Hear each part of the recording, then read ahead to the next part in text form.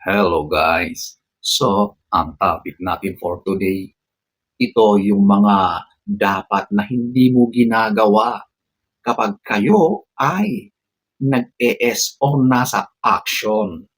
So, kung gusto mong malaman ang mga ito, panoorin mo ito.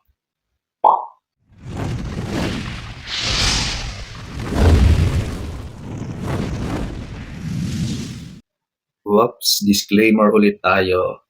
Itong mga sasabihin ko ay mas pabor sa mga kababaihan. Pero pwedeng-pwede pa rin sa lahat. So, eto ating aalamin. Number 7, overly conscious about yourself. Or ito yung sobra-sobra kang conscious sa sarili mo. Walang pinagkaiba ito doon sa sobra kang mahiyain. Similar sila. So ito ay nakakawalang gana kasi wala ka nang ginawa kundi tignan ang sarili mo. Gusto mo na nasa perfect na position ka, nasa perfect na itsura ka, hindi maaring gano'n, okay? Kapag nandyan na kayo sa ganyan, hindi na kailangang maging maganda, sobrang pogi. Ang mahalaga diyan is nagiging proactive kayong dalawa. Talagang ginagawa niyo ang mga dapat niyong gawin para mas mag-enjoy kayo sa ginagawa niyo.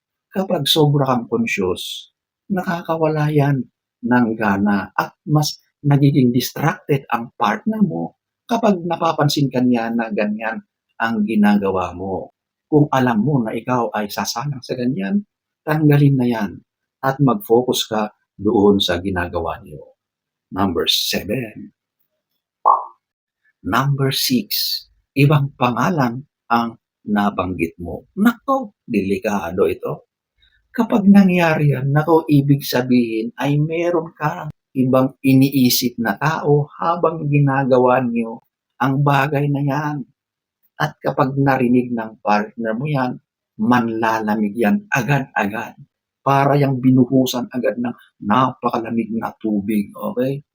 Kaya ladies and gentlemen, kung hindi naman pala yung partner nyo ang nasa isipan ninyo at ibang tao pala ang pinagpapantasyahan nyo habang ginagawa nyo ang bagay na yan, dapat kaya mong kontrolin yung lumalabas sa bibig mo. Maging aware ka. Of course, normal na magkaroon kayo ng ibang pantasya, pero dapat kaya nyong kontrolin yung lumalabas sa bibig nyo. Okay? Number 6. Number 5. Ito yung ignoring hygiene. Or ito na yung hindi mo binibigyang halaga ang kalinisan ng iyong sarili or katawan. Kapag ganyan na ikaw ay dugyot, na ikaw ay salaula sa iyong katawan, nako, mawawalan ng gana ang iyong partner.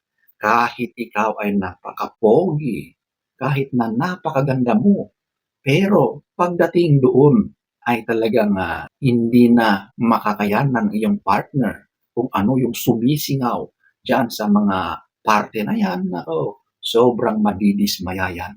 Mawawalan agad ng gana yan. Kasi dugyot ka eh. Hindi ka naglilinis. Kaya ladies and gentlemen, kung sasalang ka sa ganyan, maging mindful ka sa iyong kalinisan, sa iyong sarili. Para kapag nandoon na kayo sa action, ay smooth sailing. Sobrang nagiging ganado kayong dalawa. Okay? Kaya mahalaga yung kalinisan. Number 5. Number 4, nakafocus lang sa sarili mo or focused solely on yourself. Huwag ganon. Ang ganitong gawain ay dalawa kayo na gumagawa. So, dapat ikaw ang gawin mo ay pasayahin mo yung partner mo. At ganon din siya sa iyo. So, give and take yan. Paliligayahin mo siya at paliligayahin ka niya. Hindi pwedeng yung sarili mo lang ang iyong iniintindi. Kapag ganun lang pala ang gusto mong mangyari, hindi dapat doon ka na lang nagsarili sa isang pribadong lugar. Hindi ka na nang damay ng ibang tao at iiwanan mo lang siyang malungkot. Okay? Masakit ang ulo. masakit ang katawan dahil hindi niya narating yung happiness na dapat ay ibigay mo sa kanya.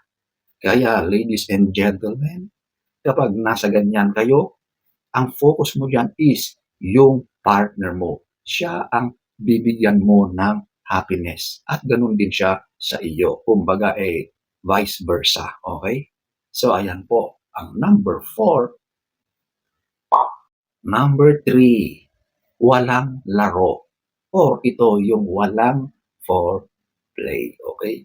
Alam niyo, sa ganitong gawain, ito yung isa sa pinakamahalaga na dapat niyong ginagawa sa bawat isa. Hindi lang lalaki, okay? Kundi kayong dalawa ay gawin niyo yan sa bawat isa. Kumbaga sa pagkain, yan yung tinatawag na appetizer. Para pagdating ng main course ay sobrang ganadong-ganado na kayong kumain. Okay? So, wag na wag niyong kalimutan or i-skip ang laro na yan. Okay? Dapat yan ang mas pinag-iigihan niyo para kayong dalawa ay handang-handa na talagang nagiging sabik na sabik kayo sa bawat isa.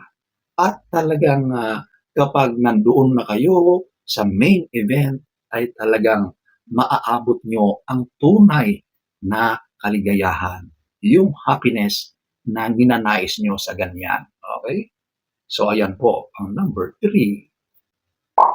Number 2, too silent or ito naman yung sobrang tahimik mo. Wala kang reaction, para kang tuon diyan na nakahiga, wala kang ginagawa. Naku, alam niyo ang ganitong gawain ay proactive. Kailangan meron kayong participation na dalawa or else kapag yung lalaki lang ang laging nagpapahiwatig, laging gumagawa, laging nag-iingay at ikaw ay walang kabuhay-buhay, nakahiga ka lang diyan at wala kang expression, wala kang imik. Kapag gano'n, sira na ang moment. Sigurado na kapag ganyan ang nakikita ng partner mo sa iyo, kahit yan ay gigil na gigil, mawawala na yun. Maglalaho yung kanyang pagnanais sa iyo. Kaya sa halip na manahimik, ipakita mo, salubungin mo yung bawat ginagawa niya. Lumaban ka, okay? Ipakita mo na gustong-gusto mo rin ang ginagawa ninyo. Number 2. Number 1, eto, shyness or ito yung sobrang napakamahiyain mo pagdating sa S. Madalas nangyayari ito sa mga kababaihan.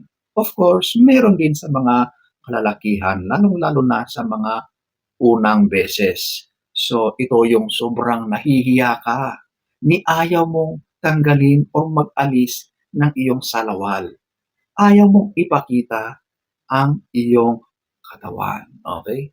So, kapag ganyan lagi, sa halip na gaganahan ang iyong partner, ay hindi na mawawala na yan sa mood dahil sa mga ipinapakita mong sobrang pagkamahiyain mo pagdating sa ganyan. So, ladies and gentlemen, kapag pumasok na kayo sa ganyang gawain, tanggalin na yung hiya na yan. Normal yan. At mas nagiging ganado ang bawat isa sa inyo kapag nasisilayan ninyo ang bawat isa. Yan ang nagbibigay ng gana sa inyong dalawa. So, yung hiya na yan, alisin na yan. Number 1, so, ayan po ang ilan sa mga dapat mong iwasan o huwag gawin kapag kayo ay nasa S or action. So, sana ay nagustuhan niyo ang ating topic for today. Next story time. Don't forget to subscribe.